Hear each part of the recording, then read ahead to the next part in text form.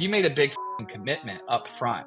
Whereas I think whenever some people start a business, they play it too safe and they're not thinking big and they don't want to get burned. I don't know, dude. I disagree because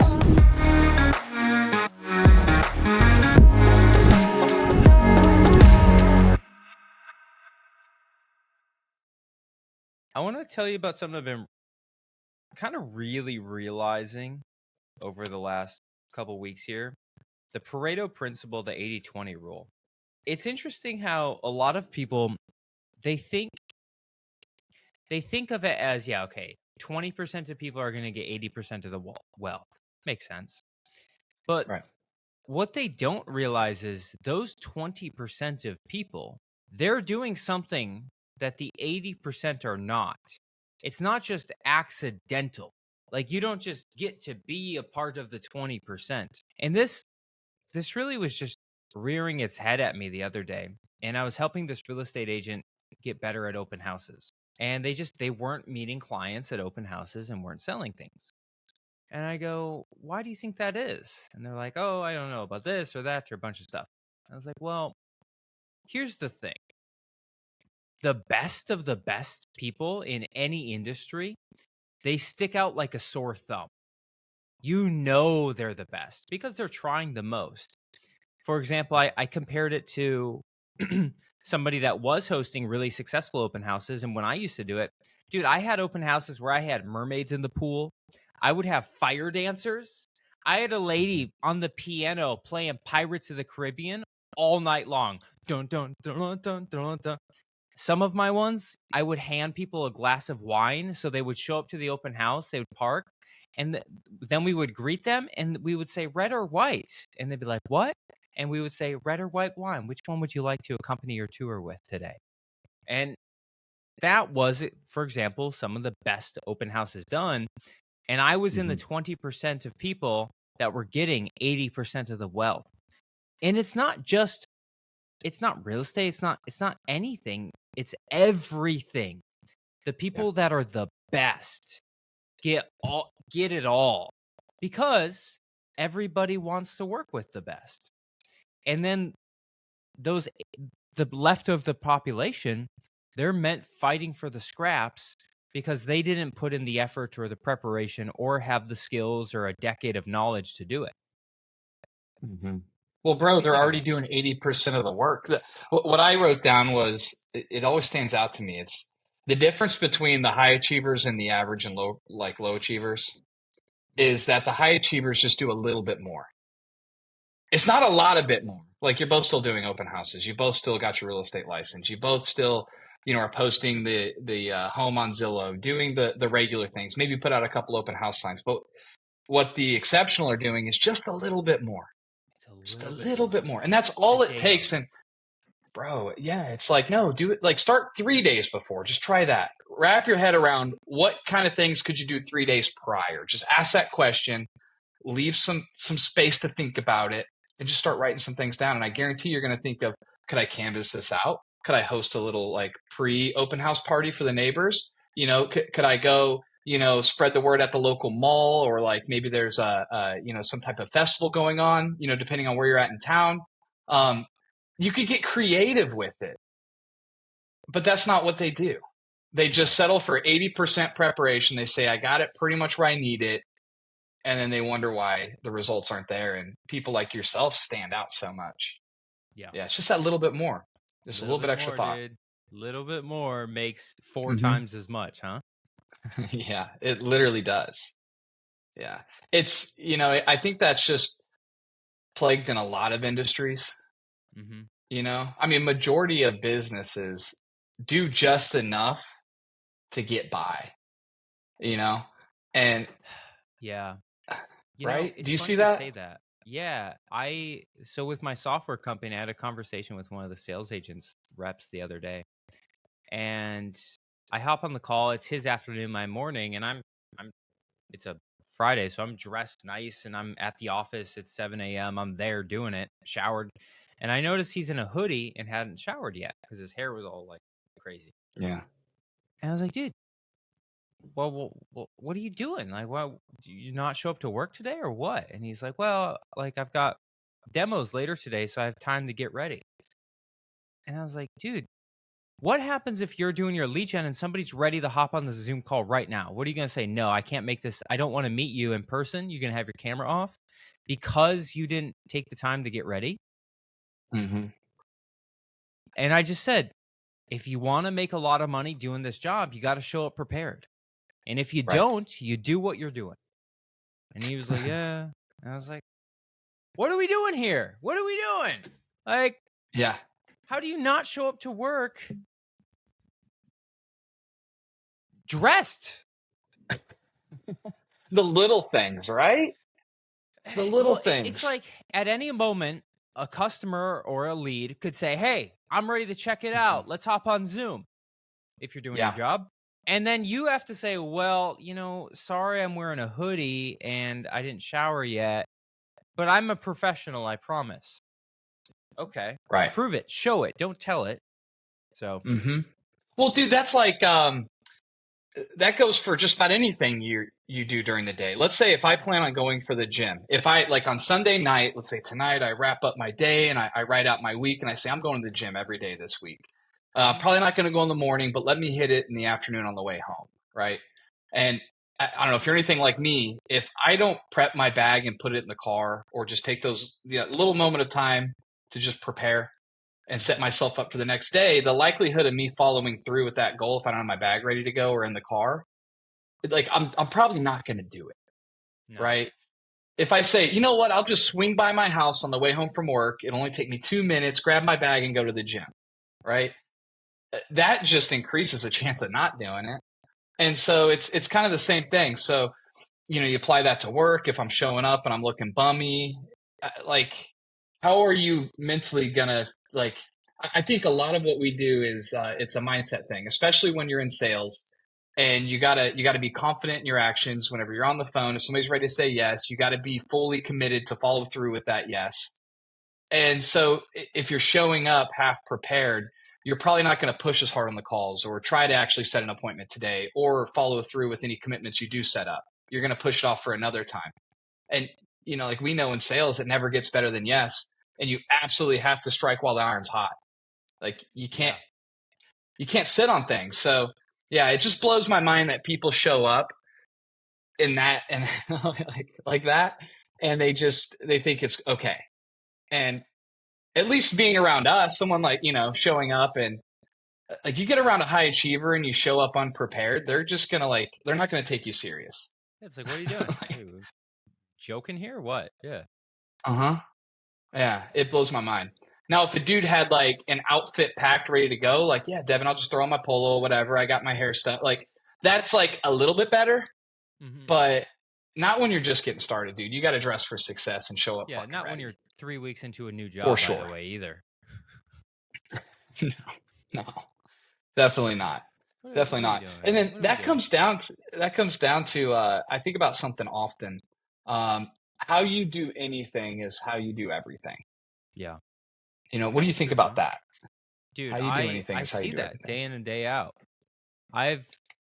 Everybody I met that was amazing in my life, they find a way to be amazing in everything. And I don't mean everything like everything. I mean everything that's important to them. Yeah. They find a way to have a great marriage. They find a way to have a great career. They find a way to have a great body because those are important to most people. Right. And so, dude, how much extra effort is it mentally to shift how you show up in every different scenario? Like it's so much easier just to to show up. Like if you stay consistent in your actions across the board, it's like so much easier way to live life. Like you don't have to, like early on, whenever I was in sales, I thought I had to show up and be somebody I wasn't. And so I would try to put on this persona that I was this person. But I noticed that whenever I transitioned from being my casual self at home, like we talked about, vegging on the couch, just kicking back, if I had transitioned from that to being like a successful salesperson, that's a big shift in energy and everything else, right? But if I make it, a mission in my early stages of my career to just change habits across the board, to show up and be present for everything I'm doing, whether that's at home or whatever, you kind of just carry that confidence with you to each one, and then you start, preparing or being this person. I think the most successful, like realtors, for instance, in our career, are the ones that are just even keel across the board. You know what you're going to get. I've met some dudes that are pretty like super casual. Like you almost are like, does this dude even have a job? Is he employed? Has he Dude, gotten I feel paid that. this Yeah. like ever? And some of those guys absolutely fucking crush it because they're just like that across the board. So the people they're selling to know them, and they're like, "Oh yeah, that's Brian. Yeah, Brian's always like that." And then they show up, they see him selling houses. Yeah, it's still Brian. Like still same person consistently, and then that allows Brian to just consistently just show up and just do the work. Yeah, so homeboy just kind of trying to play two roles and just not being prepared or ready for what the day's going to bring. It's going to slow you down. Yeah. Well, I think there's a difference between personality and performance. Right. You can be a chill personality, have a chill personality, but you can just be a performer and just Mm-hmm. get in there and you're chill about it, but you make your calls, you show up, you do the thing. And there's a difference. Right. I also think about how most businesses, especially when they're smaller, have one major thing that produces most of the results. I was kind of thinking about this. Mm-hmm. And like if we look at High Climb, the main source of our revenue is monthly memberships. Like that's the main source, and as it should be.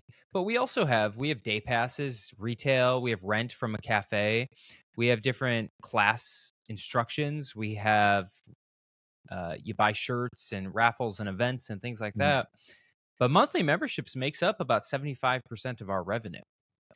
And when you can find one thing in business, I think somebody calls it a slight edge, one thing that just really does well for you compared to everything else, that's often the thing you should be going all in on and iterating over time. And I recently was taking this course from a guy named Dan Martell called SaaS Academy. And the whole concept is most software as a business is the same in the sense of how you sell it and how you present it. And so there's these key frameworks that will show you how to make the most money from your software company. And so I'm going through that right now, learning.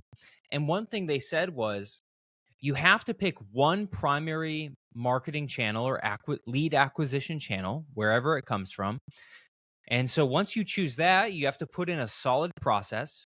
You have to put a person in place of it, because a lot of entrepreneurs, they say, well, we're going to do Facebook ads and I'm going to run the Facebook ads myself. Or we're going to do door knocking or open houses and I'm going to do them myself. But the challenge, if you're the owner of the company, is things get busy. And sometimes that channel doesn't get done. And so what they say is once you have your process in place, you put a full-time person in charge of it. Their only job is to execute on that channel. And one of the channels for software is LinkedIn. You cold message people on LinkedIn and tell them about your product. And so you would have a full-time person running that.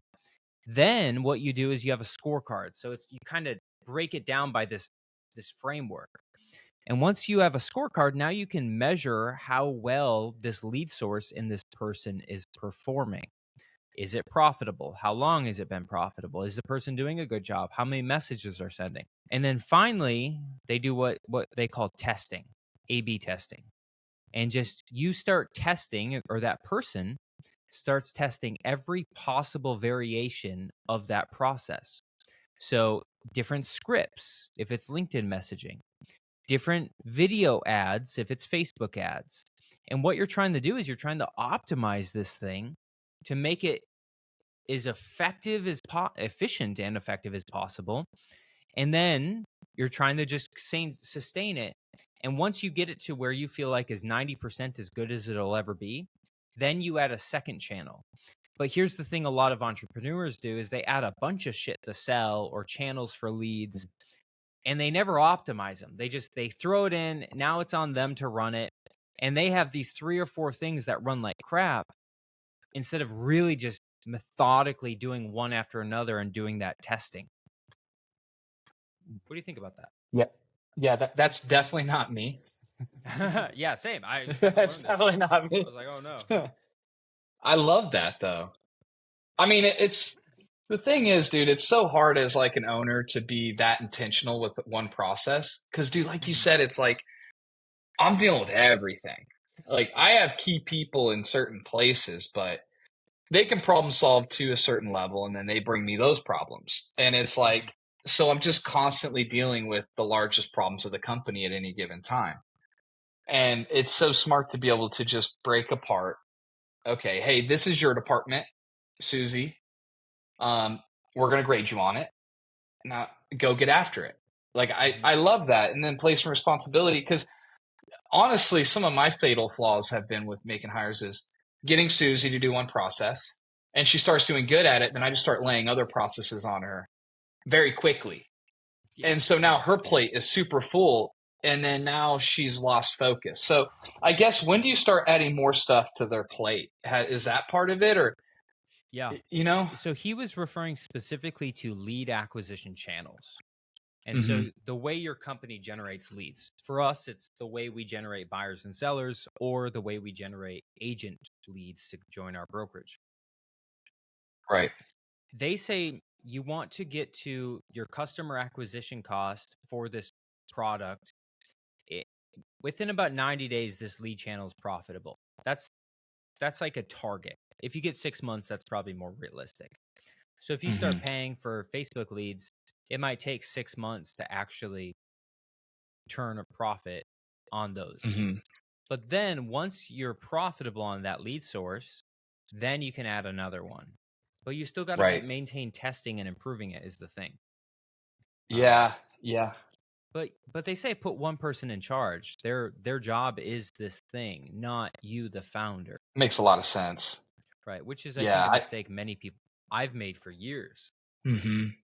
Yeah, because I always think back if I was to start my business over again, and it sounds like intimidating, like I wouldn't want to clean the slate and just start over. But like in a business, I guess you're just refreshing how your staff operates. That's something that I probably need to commit to Hmm. is just taking everybody and just saying like, listen, forget everything you've been doing.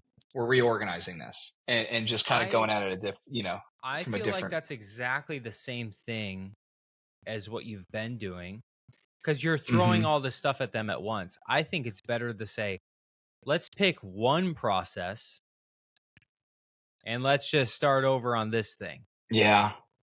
Uh-huh. See, I always go in the direction of like saying fuck everything. Yeah, Like yeah. I mean, I get it too. yeah. Oh, it's yeah. It Making takes those some shifts effort. is tough. Yeah, it is. It Hmm. is, but it's necessary. Well, because like my goal is to eventually step out of the role and have it operating and running and being successful, and then giving other people the ability to grow inside of the company, right? And without Hmm. this, you're essentially capping everybody's potential.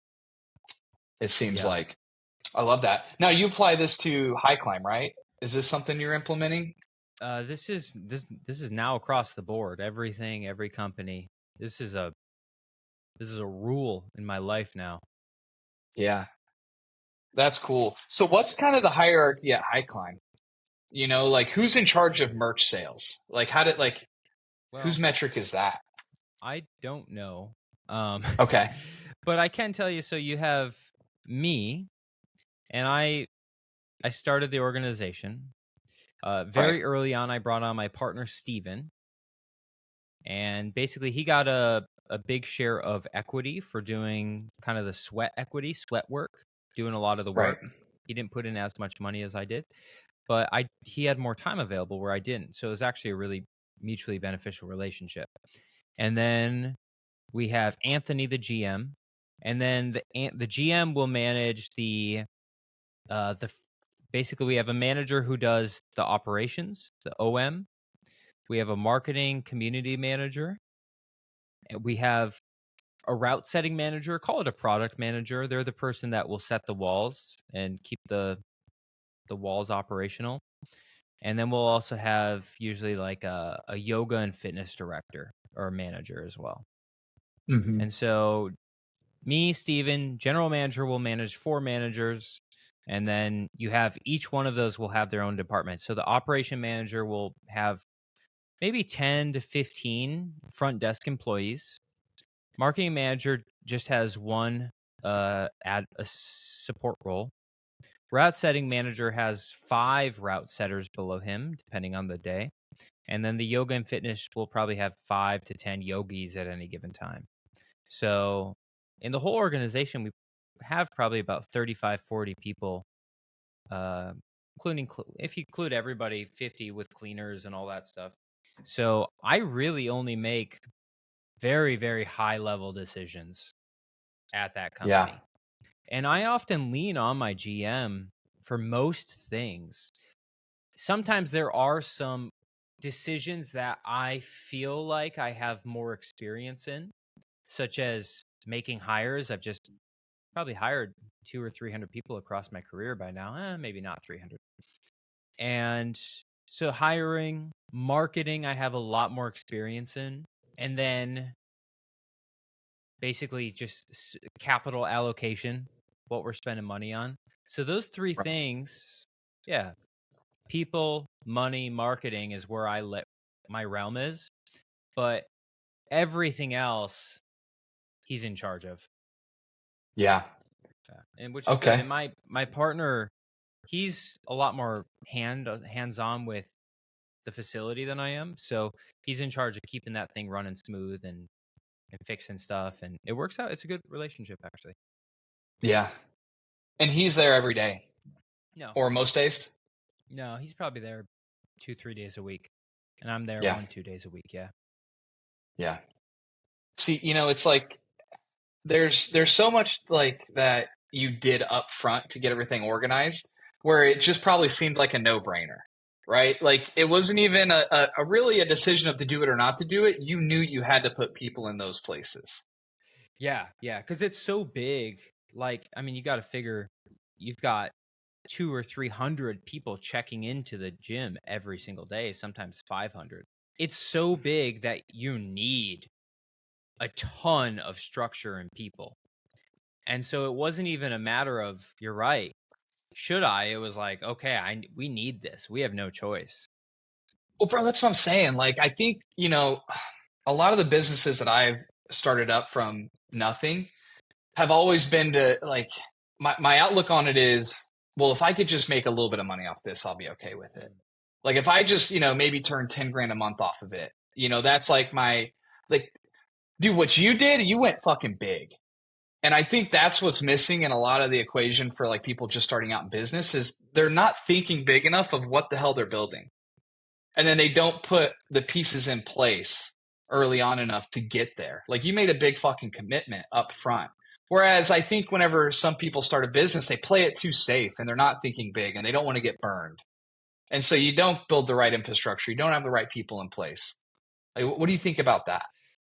I don't know, dude. I disagree because I think too many people think,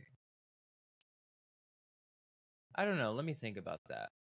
Maybe because it's not a fair comparison because I have a decade of prior to starting that, I had a good 8, 10 years of running a business. Mm-hmm. A small business, but still. And I was going in with like I put $500,000 of cash into the gym myself. Right. And so most people don't have that. But I did develop the skills to make that kind of money in selling real estate. So But what I don't I'm know. really I think it's thinking just a is, matter of what problem is someone trying to solve? Are they trying to just start a small business that makes them money? Or are they trying to start an organization that will continue on without them? yeah, I think that's the decision that needs to be made. And I feel like that if you do the first option that most people do of Mhm. just to make a little bit of an income, I feel like you're setting yourself up for failure. I think so. Uh-huh. I do. I think that's the biggest problem with most businesses is they're not thinking big enough. So they just like, they go at it too slow. Mm. Like, dude, I mean, like if you wrote down if you reflected back on your income goals from this rock climbing gym before you got started, I mean, they weren't small numbers. No, right? no. And then your I wanted to make projections, $5 million a year. Yeah, I was like, I want to make some money. see, you set the right intentions up front, and then you just backfilled what's necessary to make that happen. And I think what people do is they don't, like, you can envision it to the degree like you knew what the layout was going to be, what the building should look like, how when you walk in, what's it going to feel like, who's going to greet you, what are you going to be selling, like all that stuff was probably existing up here, and you just knew that, like, what it would take to get there, and who's going to be involved. Whereas most businesses, dude, they just start up just to Well, like pay their bills or just right. to, you know. But I don't think there's anything wrong with that because, like, imagine it. Look at it from another perspective. This is a Okay. $3 million company, which is by company standards minuscule. Right. We are still considered a small business. I don't think they consider a medium business till what, after 100 employees. Yeah. So yes, but my thought going in was like, okay, I want this company making $5 million because that's real money to me. But the Hmm. thing is, had I been only doing part-time jobs, if this would have been profiting 500K, I would have been all about it. Oh, this is amazing. But now when I look at starting up more branches and locations, I think, $5 million. Like, now I'm thinking for my next business, okay, 50 million. That's where Right. that threshold is. And the only reason that threshold has got higher is because I hit the first one and the next one. So I don't think there's anything wrong with starting small. And you got to figure almost every company, unless it's venture capital backed, is bootstrapped and starts extremely small. But where they take it and what their vision is you're right, probably that constraint. Yeah. Maybe. That's what I was I mean, thinking. Well, everybody's different. well, I guess bro, there's no right like or wrong. you've ran the like, okay, think about it this way. You've ran the 6-figure a year experiment, and that was working for yourself selling some houses. You ran the $1 million a year experiment, and that's growing a team and maybe flipping some houses or whatever, doing some investing. But you realize how much work it still takes. Now you ran the 5 million per year experiment, and you're doing it, and see how much time allocation that It's takes so for much you. easier, dude. It's so much easier.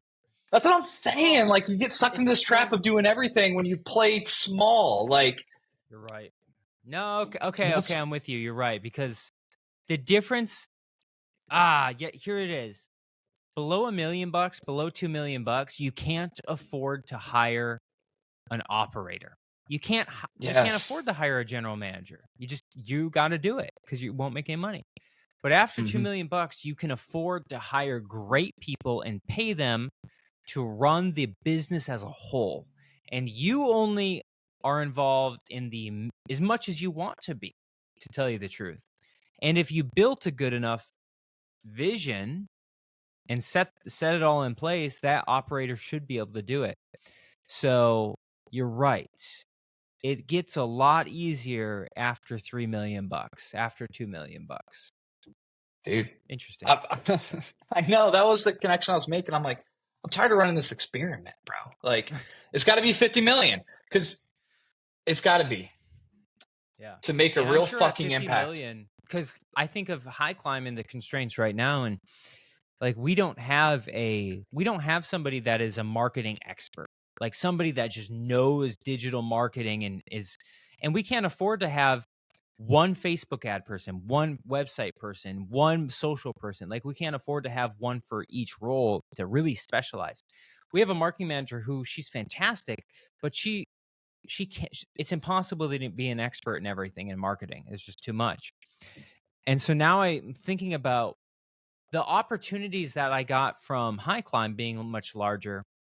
I bet you there's some pretty amazing opportunities when you're at that 50 million price point, because now, dude, you can afford to hire some experts in every role of the business, and that probably just makes that thing grow way faster.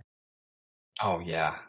Yeah. Just imagine if you had a 10-person marketing team and each person was an A player, you're paying them each 250 grand a year. But they're just so good, they're making 10 to 20 times what you pay back for the company. That's right. Yeah. It's what it's got to be. It's what it's got to be. I People, love dude. that. People. It always comes down to people, huh? Yeah. No, that's great. It's funny making that realization all of a sudden. You're like, yeah, no, I can't afford to pay anybody shit. Like when I'm playing small. And that's the thing, dude. If the goal is freedom and to step away from a business that's sellable and you can actually like live a life, and do the things you want to do, you gotta start big. Okay. That's the only thing that I'm trying to remind myself is like, what's that next vehicle? What's the next what is that boat, opportunity? Baby? It's got to be the boat. So what's your next boat, bro? Let's end on that. You've been Man, talking I about don't a couple know. different boats. Yeah, I'm at a crossroads of sorts, because we've talked about how real estate has a big headwind, and I own and operate, brokerage, got a mortgage company, and all these other things, but every business decision has been built on just solving my problems and not big problems. So I know the next opportunity I want, it just needs to, and it doesn't have to be like world problems. Like you open a rock climbing gym and it's a thing for the community. Everybody gets to come in, enjoy it. It's fun. It's exciting, and you can add a purpose behind it. So I need something that's like that. I think I need a business to consumer. I don't necessarily want to do a B2B. I think B2B is pretty unfulfilling. So it's got to be something along the lines of that. Something brick and mortar, something business to consumer. It's got to be sales, but it's got to be on a subscription model. I've definitely, we got some coaching things lined up that I'm going to be working on. Everything that in my brain right now is built off of what I've already done.